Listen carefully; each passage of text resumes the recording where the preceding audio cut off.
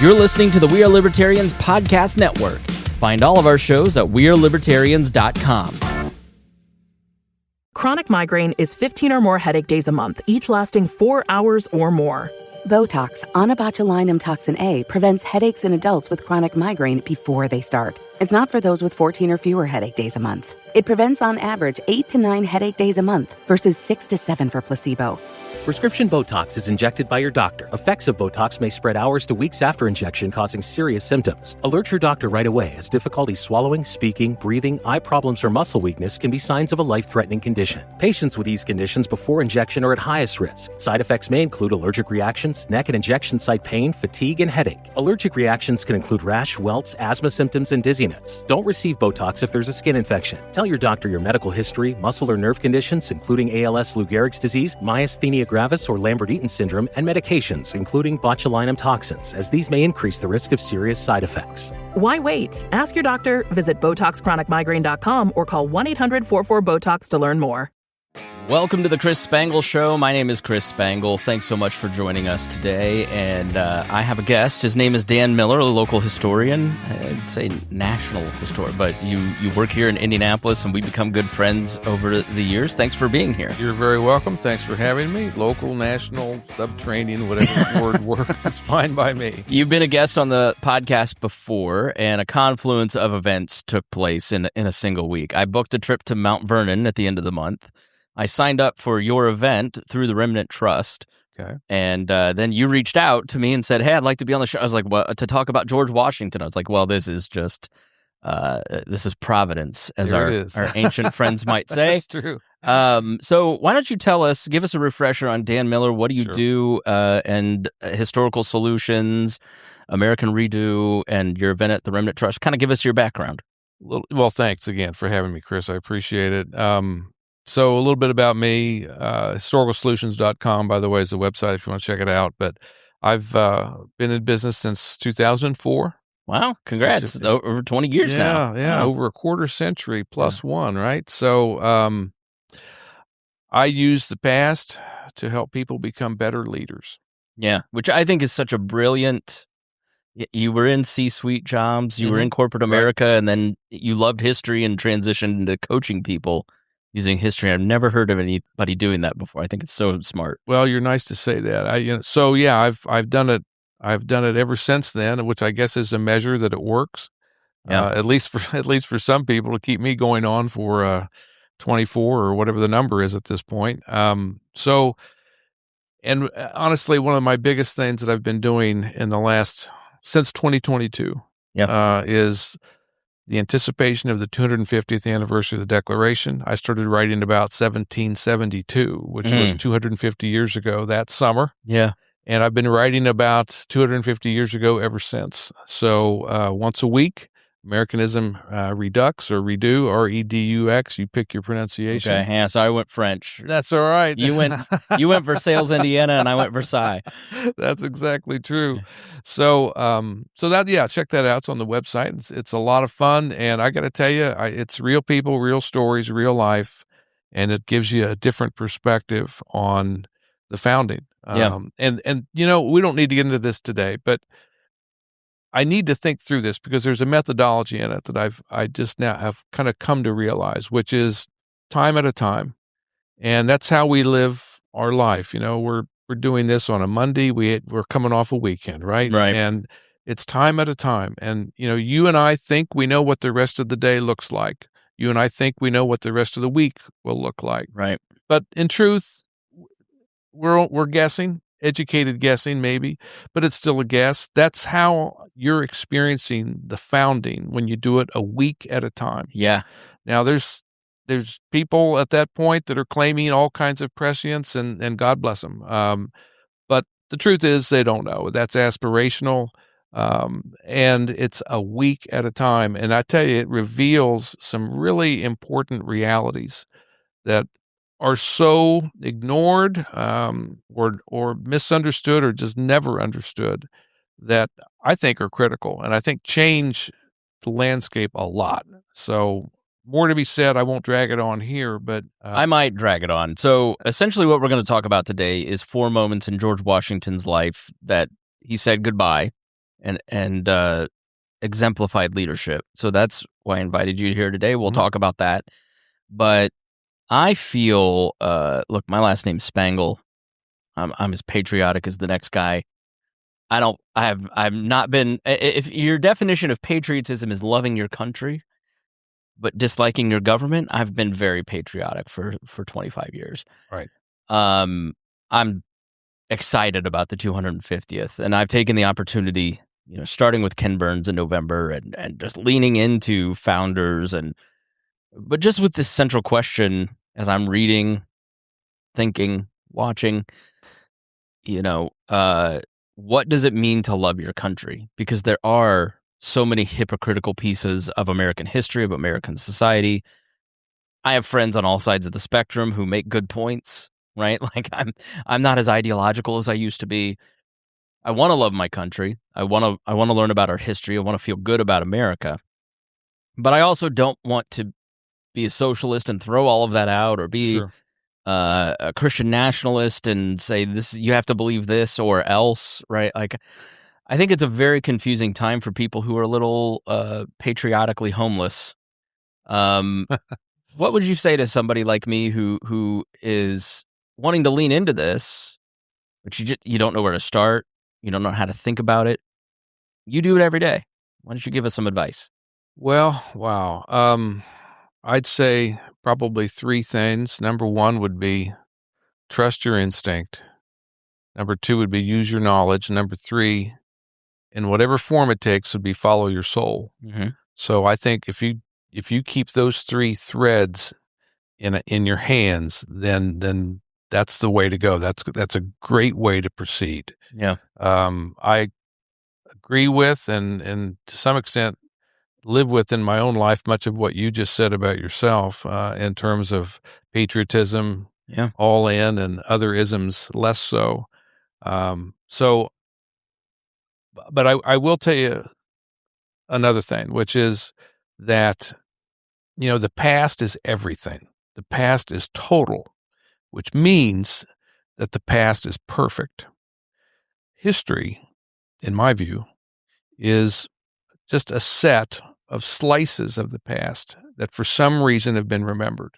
Now, sometimes it's accurately, inaccurately, and on and on and on. But history is partial in the sense that it's a part.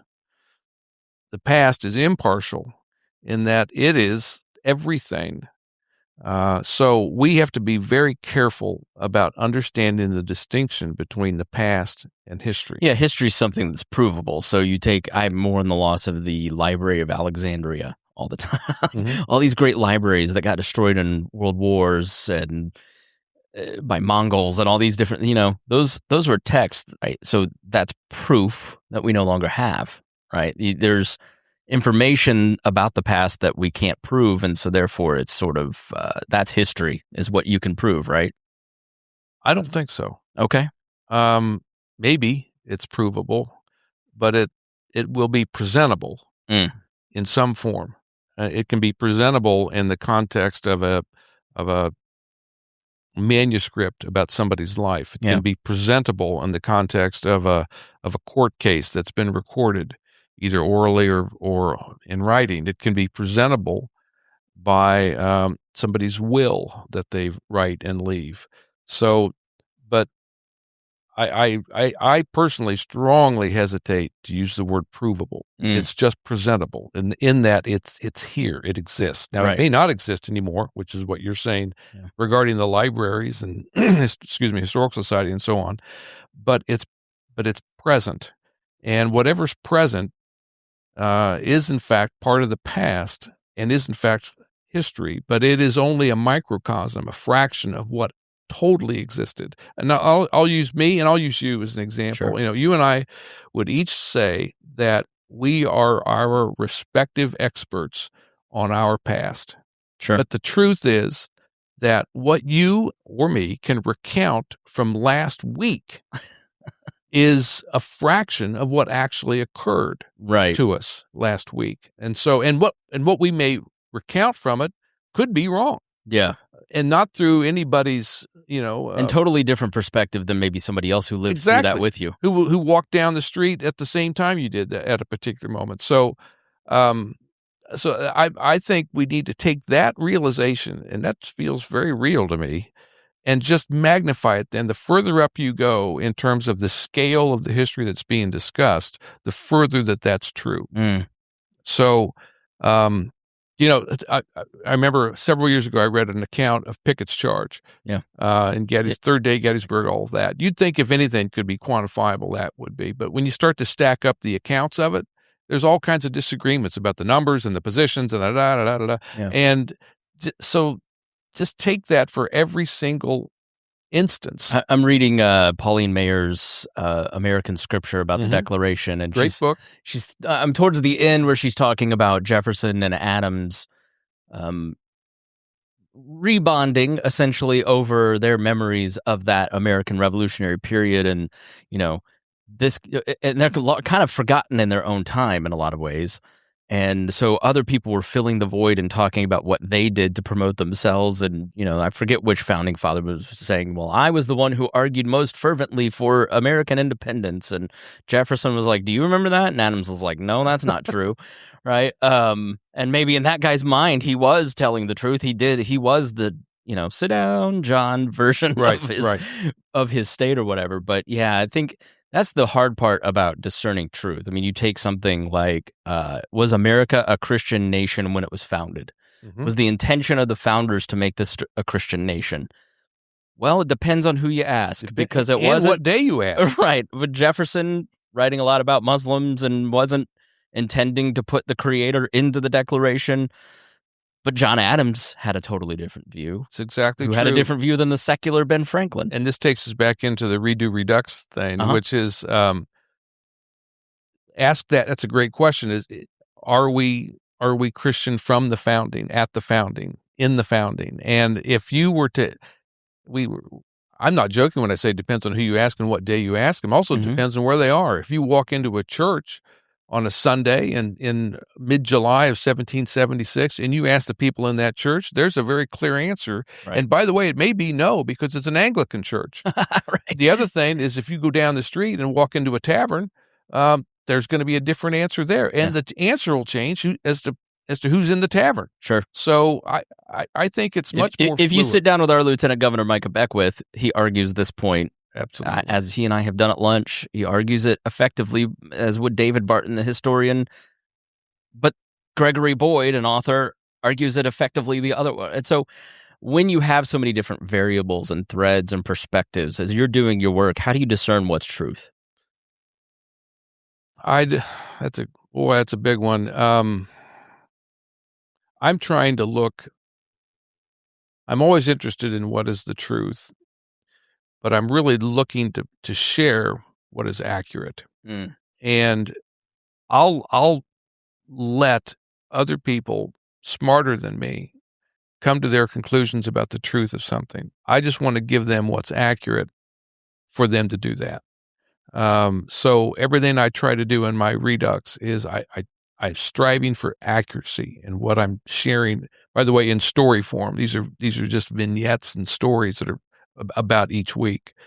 And then I'll let others grapple with the truth. One thing I'm very uncomfortable with is finality. And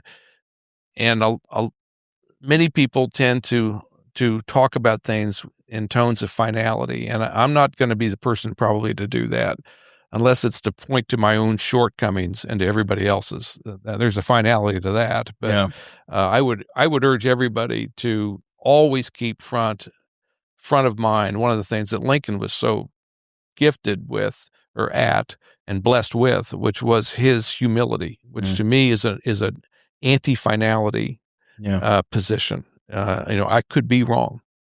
I believe this. I'm talking to you about this, but I could be wrong. Right. Now, there are things he'll get to where he says, I'm not wrong. Yeah, I sort of feel like that. There's always a pendulum in American history, and maybe the next pendulum to swing back is, I could be wrong. Right. Away from, this is how it is. Right. Which is a moment of where we're at. And I understand there's a big group of people, and I'd count myself among them, who would say that it's really dangerous to say that everything's wrong and there is no right. Yeah. And it gets to your question about the truth of things, and there is no truth. I mean, that's a relic of the 1960s, largely out of French philosophy at that time, and I'm down to my toenails opposed to that. So, but in terms of my role as the voice of Americanism Redux, my mission is to be accurate. And then you go from there as the reader, because you can count that I've done my very best to be accurate. Now, is that a guarantee that as eternal as the sun? Probably. I know it's not, but I've certainly made it my core mission is to be accurate in doing that. Now, if you don't mind, I'll share with you just a second here about my latest entry from last week. Please. July 9th, 1776. I wrote about the Declaration, but not about the way, or not in the way that everybody probably had heard 5 days before. I wrote about the effect in the next day, 2 days, 5 days, 6 days after the printing and the publication of the document that had no signatures aside from 2. Yeah, and then they took that and sent it out to every sheriff, major congregation across the 13 colonies It's exactly to disperse right. that information. It's exactly right. And it's really something to see what a kid does with it, who's 11 years old, named Ray. It's really something to see what a pair of college seniors do with it on the campus of what's now Princeton when they're hearing it. It's really something to see what a 22-year-old carpenter who's enrolled or enlisted in the Continental Army as a carpenter, what he sees done with it on the Bowling Green in New York City. So some people see it as this is the opportunity for us to throw a rope around an iron statue and pull it down and smash it into a million pieces. That's Bowling Green. Yeah. Other people see it as a reason for a group to run upstairs in the Pennsylvania State House, pull off the wall the King's coat of arms, run it down, and throw it into a massive fire that's burning outside. I got a couple. I got a soon-to-be husband and wife in Connecticut who make their wedding around it to a great degree, an all-American wedding, an all-spangled wedding. Yeah. And they make their own alcohol, they make their own clothes, they make their own chairs, and it's an all-American wedding. Right. And the point being, they're expressing that support of it. So we can go on and on, but I mean, so I was interested. That's the Declaration is the moral imagination. It's not law. It's still not law, but it is the moral imagination of America that's used in the Black Panthers in 1968 put the preamble to the Declaration into their platform. Women, Elizabeth Cady Tiananmen Stanton, Square, 1989. Frederick Douglass is the first person to argue, not the first person, but I mean, look, equality was maybe not the force of the document at its founding. It was more about self-governance, but equality certainly becomes one of the promises that are enumerated, and a lot of that is articulated in the generations after. It's exactly true. And this is our promise, Martin Luther King. This is your promise to us. I would argue that, the Declaration breaks down into 3 sections. One is the opening, which is philosophical primarily, rhetorical, if you will, too. Yeah. Second is the kind of the case presented in any solid courtroom, which is the list of grievances. Yeah. And then the third, 250 years ago, is as of right now when you and I are here, the third hasn't even been done yet, which is the signatures. And I would argue that it's the signatures that's the most important part of the 3-part document. One thing I've written about and I've talked about, including at the Remnant Trust, is the Declaration is a catch-up document. It is not a groundbreaking document in the way that we tend to use that term as in new. Yeah.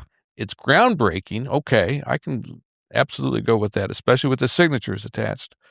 But it's not new. It's catch-up, because if you don't have Thomas Paine in January, you don't have the Declaration in July. Certainly. And so they're struggling. Jefferson is struggling to catch up with the blast pattern that's been created by Paine's common sense that was issued in the middle of July or the middle of January. And if you're not familiar with common sense, essentially Thomas Paine, the colonies are talking about independence in a very legal way. It's the kind of elites talking about elite things. And Thomas Paine, this Englishman from a rebellious English town who has lived under the crown, he comes to America and puts it in language that the average person understands. He's the memes versus your mainstream media conversations around this stuff, if you want to put it in modern parlance. And he's the one who takes it from, Parliament's a bunch of baddies, but we like the king. We're trying to make peace with the king. And he's like, no, the king is an evil human being, right, and we need to fight for our independence. And he's pure democracy. You're right. He's also, by the way, it's 46 pages, which is pretty compact. And as you said, the imagery is very different than most everybody else's who are writing essays and booklets and all the rest. But he also introduces a word that everybody's flirted with, or not everybody, many people have flirted with, but nobody's put onto the wall and then unfolded. And the word is actually prior to independence, and the word is separation. He creates separation as the first step to independence. What most people don't remember, two things they don't remember about the 46 pages is the first part of it reads like a church sermon out of the Old Testament. It's amazing how this future atheist is so steeped in Old Testament imagery. So that's the first thing you got to wade through. I mean, got to put that literally. You wade through a lot of these references to the first half of the Bible. The other thing that people don't necessarily remember is that in the end of the thing, he presents a plan of government. Now, it's kind of ridiculous. It looks that way from us, but to them, it's not that way at all. This is brand new. So he's actually anticipating what should happen next. We have to separate first. We're independent second. And then third, we have new governments. And he's offering an example of what he sees as a new government. And it's so important because Thomas Jefferson had written an essay. He was ready to publish an essay. This is late 75. Ready to publish an essay, man. And he was all set. He had his topic, and the topic was going to be King George had just given a speech that Jefferson had landed in Jefferson's lap, which meant 2 or 3 months prior. And the speech had a reference by the king to the years the years associated with the official British effort to colonize the New World and the support that had been given by the British government, specifically in Virginia and a lot of places. And Jefferson just went nuts, said, oh, this is all wrong. These dates are wrong. The facts are wrong. And so he had this essay in mind, and he wrote it to counter this kind of historical courtroomy type of component of the king's argument. Well, when Jefferson reads his first reading of the Common Sense, he puts that essay that he was so proud of in a drawer. Well, this is useless because I'm arguing about something that has now just been withered and flattened by this other guy who I have no idea. Yeah, who I have no idea is. And so at any rate, he's catching up to that when he sits down in that room in Philadelphia as part of the 5-man committee to write the first few drafts of it. Yeah. And they're pulling from the English, the English thought of the English declarations against the king, the Magna Carta. Like some of the language that Jefferson and the other drafters used wasn't. It's not like he invented this out of whole cloth either. It's hey, this is the English tradition of self-governance, taxation. We're going to govern ourselves. You have no right to govern us. This is purely English. This is a part of our heritage. And there's a lot of mixing and matching. Changing the terms. That's exactly true. There's a lot of mixing and matching that's going on. And one of the classic things is his insertion of the pursuit of happiness instead of property, life, liberty, and property, which is Locke's original troika. But Jefferson plops in, I think it's James Harrington, if I remember correctly, the pursuit of happiness phrase and idea instead of property as part of that. So there's a lot of mixing and matching that's going on, but it's all catch up because they're trying to find the best stew on the stove that will satisfy people who are now hungry for separation because of having read Thomas Paine and trying to get the delegates to vote for it. Exactly part of it is Jefferson's first draft is largely different than a lot different. Like the deletions of slavery than what actually gets passed, because they're trying to go for unanimity. I can't say the word. They're trying to get a unanimous vote from all the colonies, and they think it looks good. Yeah. They think it looks best to have unanimous. They can go 9 out of 13. By the way, it's an interesting number, and they use the same fraction for the Constitution ratification. But everybody's gut, and this is just real life. Everybody's gut is, it looks best if it's 13 out of 13. And we've made such a fundamental statement. This gets lost. When they started using one word, all kinds of things became potential. Some of the potential is good, and some of it can be really rough. But the word that was used starting in the fall of 1774, by the way, Lincoln finds this out. The word that was used is continental. When they decided this has to be continental, a lot of things began to change. And from a leadership standpoint, I tell my clients, when you're writing a big plan, or maybe you're putting together a business plan for a new venture you're doing, or whatever it is, and the words matter, right? The things you are choosing may have a life you're not entirely aware of for you down the road. And their word was continental.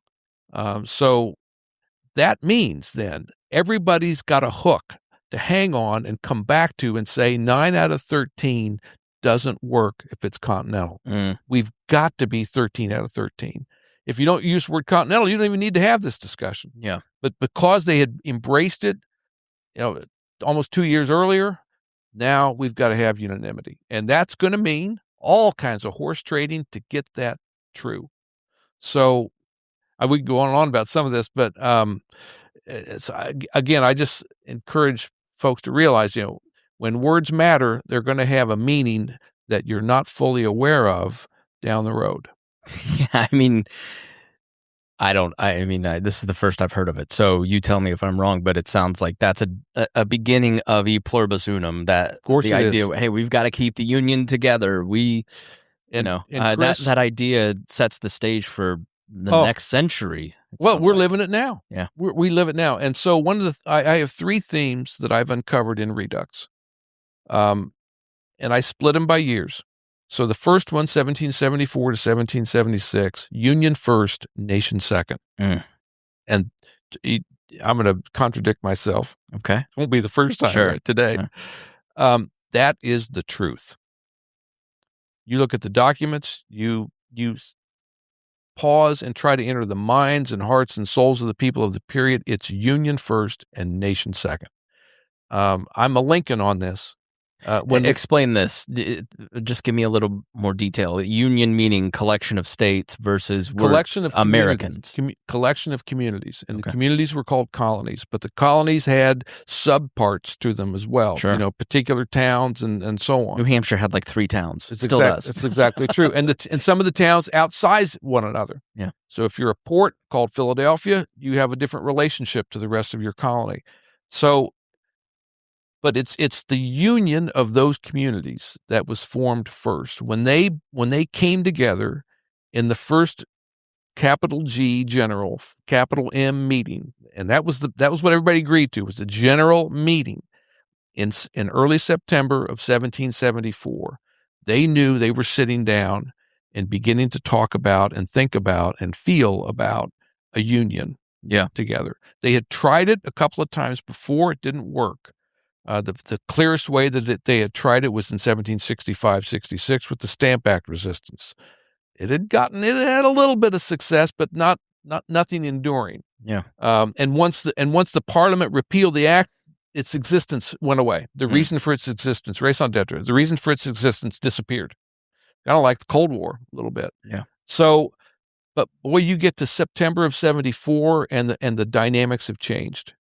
And I don't mean to confuse everybody, least of which me, but when Abraham Lincoln was first challenged with the idea of who am I politically, this is in 1854-55, he decided, and of course he's a Whig at that point, but the Whigs are dying off by the month in terms of affiliation.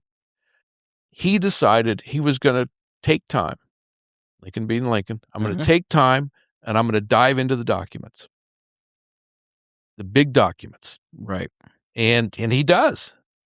There's this great real story, true story of Cassius Clay, the fire-breathing abolitionist, coming to Springfield to give a speech on the courthouse lawn. And there's a big group of people there. Lincoln and his buddies are there. And Lincoln, 6'4", literally stretched out on the grass, whittling. And as Cassius Clay is just breathing fire from the pulpit and everybody's getting all wound up, in favor of him and all of that, somebody thinks to look at hey, Abraham, sprawled out on the ground. What do you think? And he doesn't answer. All he does is just keep whittling. And so he dives into the documents to decide what it is he's whittling. And he says, I found it. I found the thing at the core of the American experience. That's not his word. That's what it is. Sure. And it's consent. And where does he find it? And this is the reason I bring it up to you. He said, I found it in September of 1774. I did not find it in the Declaration. I found it in the first general meeting and its work product. That's the American Union. He said, and then everything flows from that fall. By the way, just so you know, it's totally economic. It's an economic boycott. No more imports, no more exports, et cetera, until they repeal 4 pieces of legislation that everybody was upset about. They were called the Intolerable Acts. Right. Post-Tea Party, you know all that. This is 1774 you're talking Yes. about. Right. And they called themselves the Continental Association. So this economic boycott was supposed to be all 13 colonies, imports, exports. That was the Continental Association. And Lincoln said, that is conception. And this is my word. That's conception. Sperm meets egg.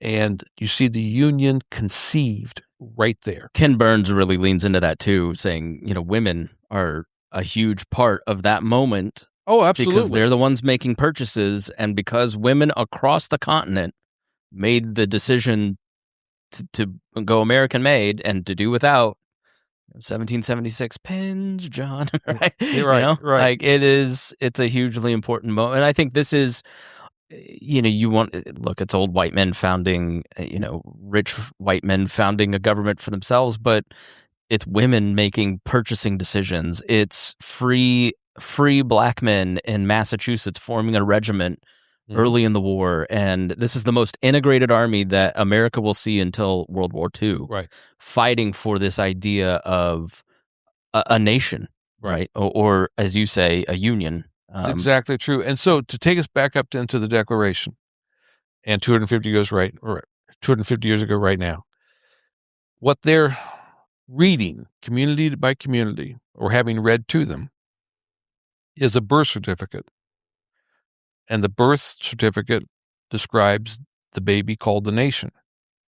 But the gestation starts in September of 1774 and gets affected by things like Thomas Paine and common sense. That has an impact on the womb that will produce the baby that has the certificate written in July of 76. So I'm a big one in this. We talk about union first, nation second.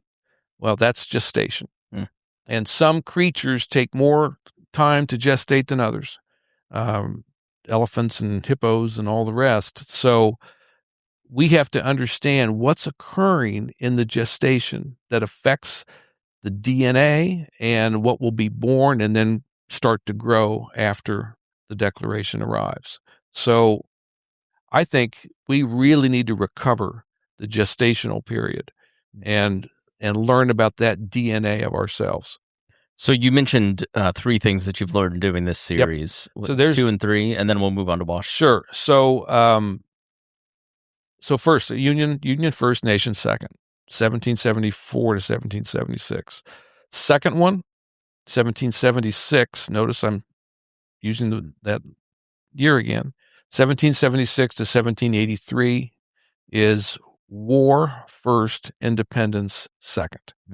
I can declare myself anything. I can declare I'm young. But unless I go out and in my conduct prove that I'm young acting, no, I'll look ridiculous. Yeah. So they can declare independence all day long. Doesn't matter.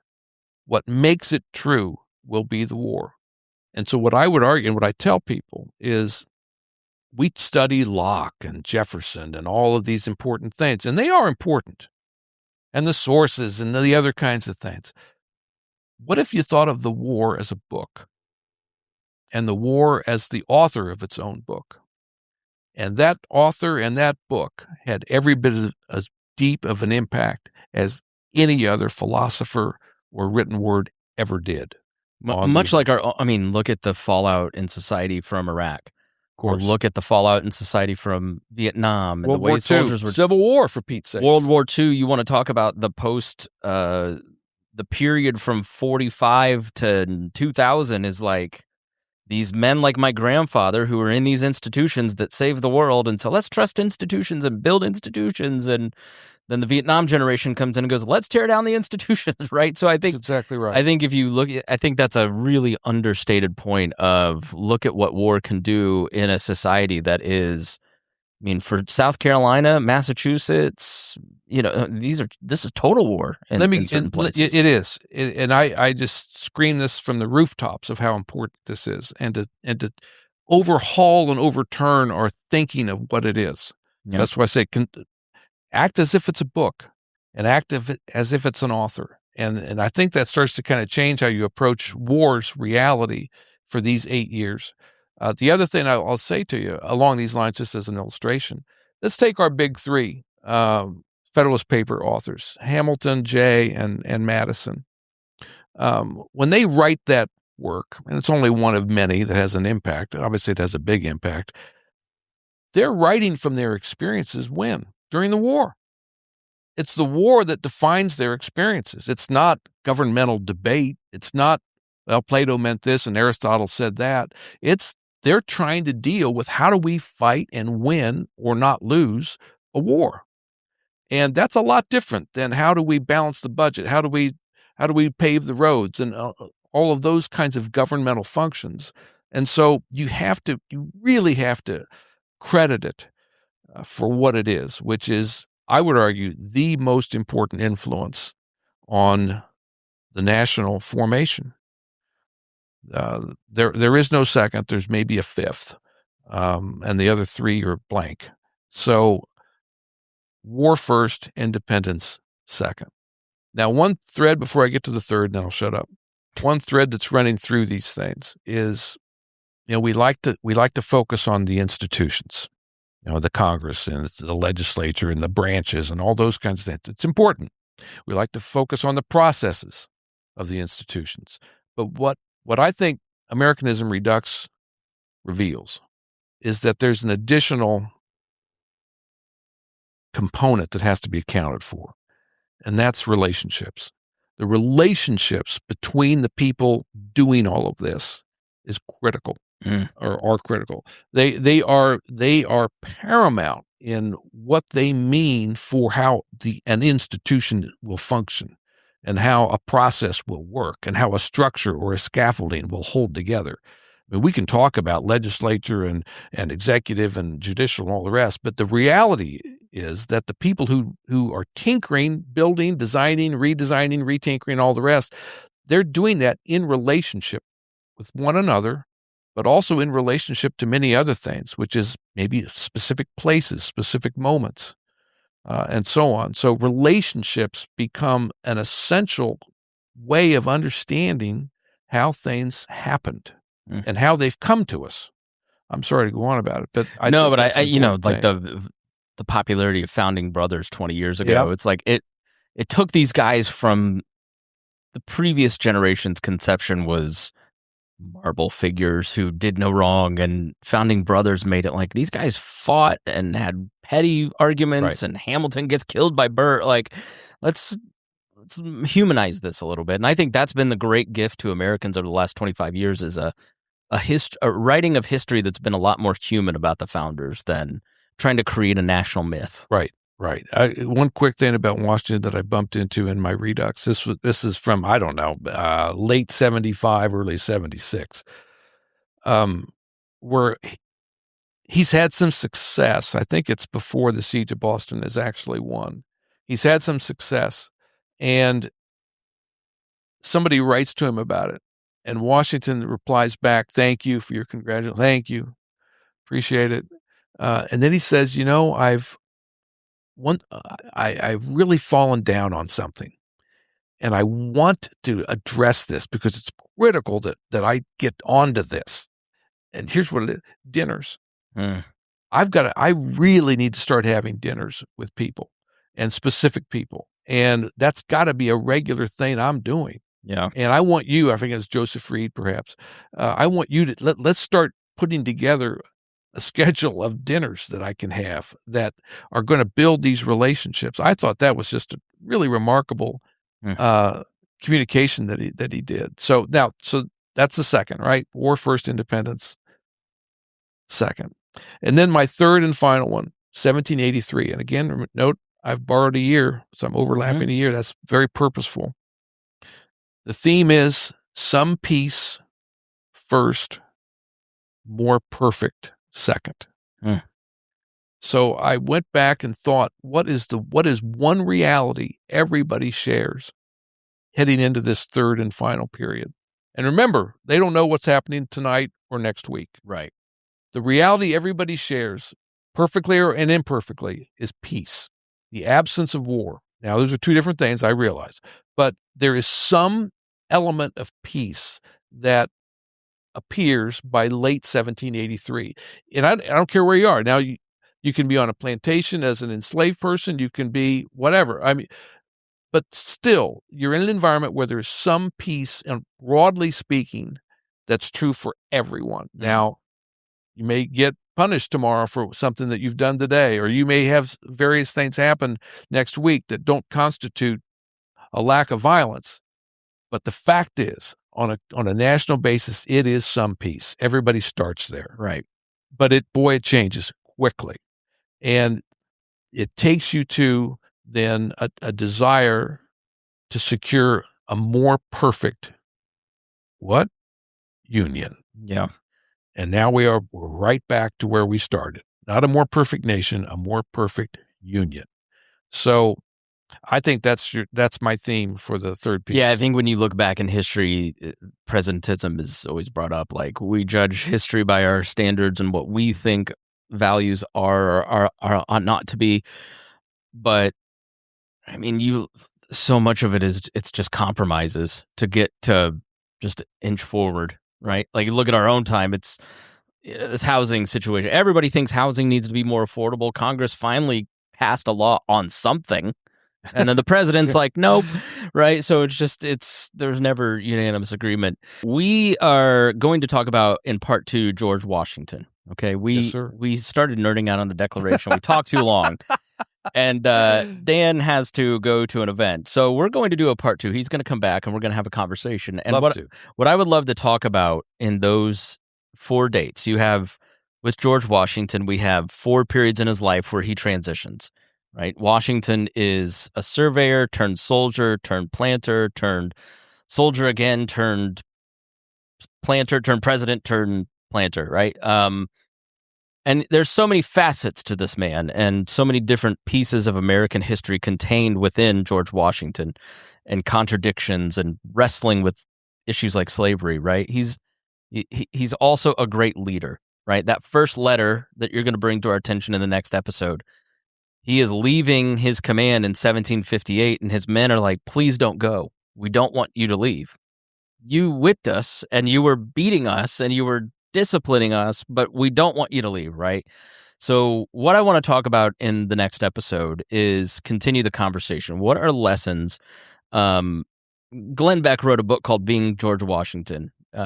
I don't know that he's fully lived that out, but his thesis is basically like George Washington is a model for each of us in our own time. We're all complicated. And so I'd love to have a discussion about leadership and George Washington and how can we each take lessons from this man? Yeah, bet. That sounds great. And implement that in our own civic life, because you should have one.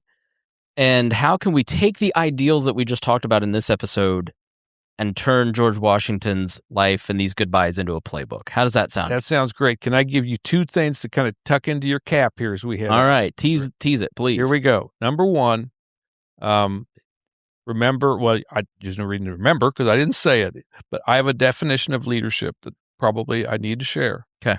Which is extraordinarily simple. You're a leader if you have 1 or more followers. That's it. And I mean real ones, not social media stuff. Hey, I've got 3 kids. There you are. I'm a husband, dad, a neighbor, right? And so on. Yeah. So you're a leader with 1 or more followers. That's thing 1 I want you to kind of roll around with for a bit. And then the second one is you're 100% correct. You and I have talked online and offline about the 4 years, 1758, 1775, 1783, and 1796.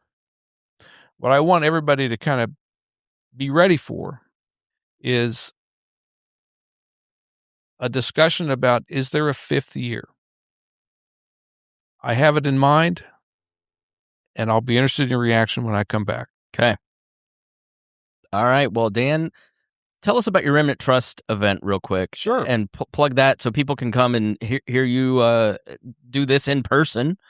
And what is Remnant Trust, and then what's the event? Remnant Trust is a nonprofit organization that collects and protects and distributes access to the classic first edition and rare edition books of everything you can possibly imagine about Western philosophy and politics and so on. The Historical Society has Freedom's Framework right now, and you can see an original printed declaration from that time period, a constitution, all these different amazing documents from their amazing time. Is the word. Yeah. I mean, first print Gutenberg Bibles, right? Like stuff like that. Exactly right. And for 99% of it, they encourage you to touch hold, use, and all that. So that's really cool. So you come to the events that they have, and you can do that with the books that they bring for that particular event. So I've been this is my second presentation to them, or not presentation, my second experience with people. The first one was on Thomas Paine some months ago that went just better than I had any right to ever expect. It was just great. Had a wonderful time. The one coming up is on 250 years ago, early August, 1776. And so I'm going to put everybody in the day, in the moment, in the week, kind of like we've talked about here, right? Yeah. Of what's going on. You know, we've got the big document that supposedly changes the world. That's a month old at this point. But what else is true? And what else is more true 250 years ago, that moment? So we're all going to dive headfirst into that experience. And I think just like now, where, we don't know what the news is going to flash up in another hour. And that'll be different tomorrow. So, and then notice I didn't even say tomorrow. I know. I get to do this show like once a month, and every month I'm like, oh yeah. So since the last month we started a war, and then the month before that I'm like, so since then we had a coup. So this is real life for us. So we're gonna see what it meant for them to have that same kind of reality. And I think maybe gain some insights, shed some light on what that reality is for us 250 years later. Gosh, because the last time you were here, and please go listen to this episode, look for Dan's name, just search in Apple or YouTube or whatever. What stuck with me was the concept of like the 1800 election between John Adams and Thomas Jefferson, and the debate on whether we're going to keep this republic going or not, right? Or are we going to junk this? And we're still having that debate. Same one. But we are 250 years entrenched into democracy, a democratic republic, excuse me. And they weren't.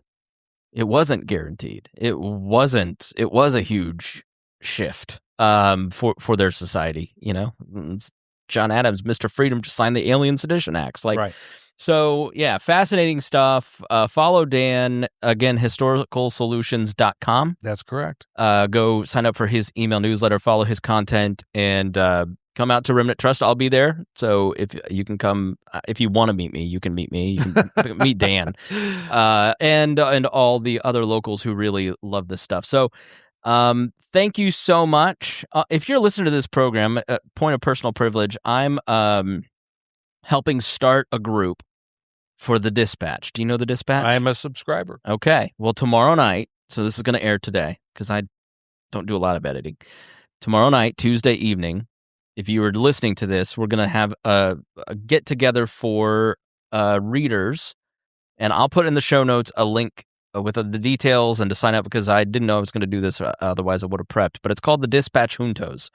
And so if you're listening to this show, you're probably a listener to the Dispatch, and across the country, they're forming these juntas, which was Ben Franklin, when he was a young man, gets his friends together to talk about the issues of the day.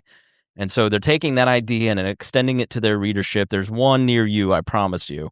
And I'll put the link for that. But if you're here locally and you want to get together with other like-minded people who are center-right but politically homeless, I think you'd enjoy coming out and talking to folks. So if you missed this one, if you're listening to this 6 months later, it's still going to be going on. You can click that link, sign up, and you can find out more. So thanks for listening to this show. Thank you to all of our Patreon supporters. Over 50 of you continue to support this show. It's why I continue to do it.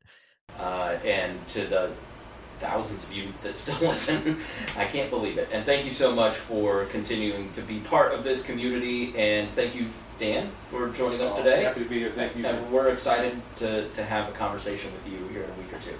And thank you for listening to The Chris Spangle Show.